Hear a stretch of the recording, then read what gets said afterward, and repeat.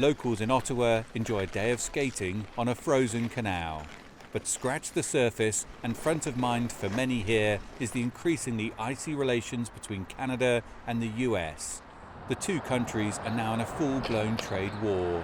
US President Donald Trump signed an executive order on Saturday imposing a 25% tariff on all Canadian products except oil and other energy resources, which will be subject to a 10% tariff.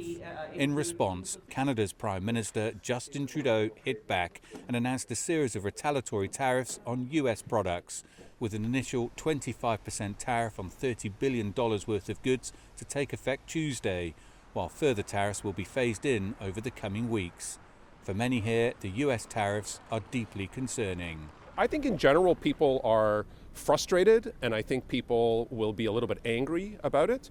And I think what it'll do, it'll rally Canadians together, and we will respond in a unified manner to the US. There'll be a unity of frustration against the US positions. I think the economic impacts will be significant on this country, given the size of the trading relationship. Trump says he is taking the action due to border security, saying Canada is not doing enough to stop the flow of undocumented migrants and drugs, specifically fentanyl, into the US, an allegation Canada denies. For many here, there is shock and uncertainty following the flurry of tariff announcements. And there is a genuine concern as to just how deeply the tariffs will hurt the Canadian economy. Some analysts say the move could shave billions off Canada's GDP and could plunge the country into a painful recession, with the risk of damage on both sides of the border.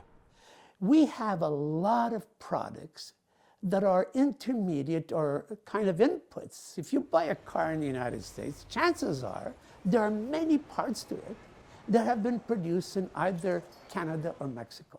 There's a whole compounding effect that could be very disastrous for both sides in this case, for sure. With Trump imposing new tariffs on Mexico and China as well, and threatening more on the European Union, globalization trends could be reversed. I have a feeling that we're going to be going into a world that is going to be less globalized, for sure. Okay? There's no question about that. Okay? But also more mistrustful, more nationalistic, with the egos, that will ultimately want to impose certain views. And I think we've seen a little bit of that already, okay?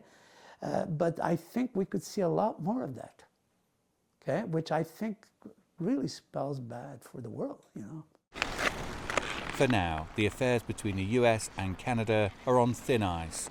But it is hoped that in time, the relationship can get back on track. Dan Williams, CGTN, Ottawa.